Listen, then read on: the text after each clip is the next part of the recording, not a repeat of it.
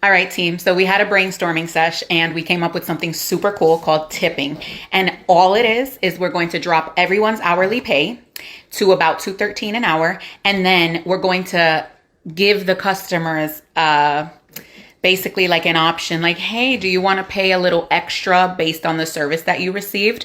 It'll be anywhere between 10 to 20%.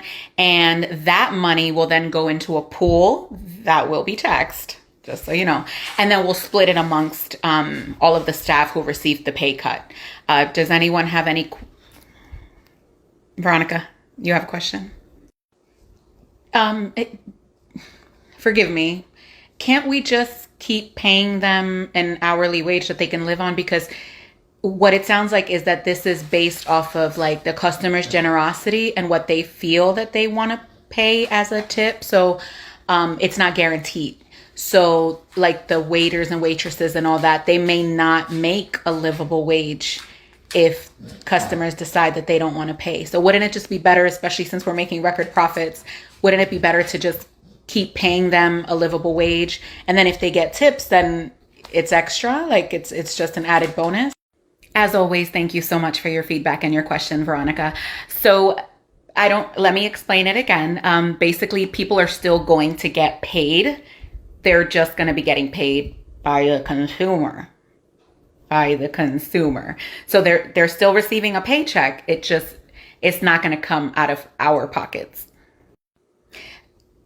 No, I get what you're saying. I just don't see how it benefits your workers, because if they're making $2.13 an hour and for whatever reason it's a slow week or customers that week just don't feel like tipping, then they're going home with $80, and that's not livable in any way, shape, or form, especially not in today's economy. So I'm just trying to find a way to maybe save the company money, but also not screw over our workers, and also not put the burden of paying the salaries on the customers who are already paying escalated prices for the food that they're ordering. Like, am I making sense?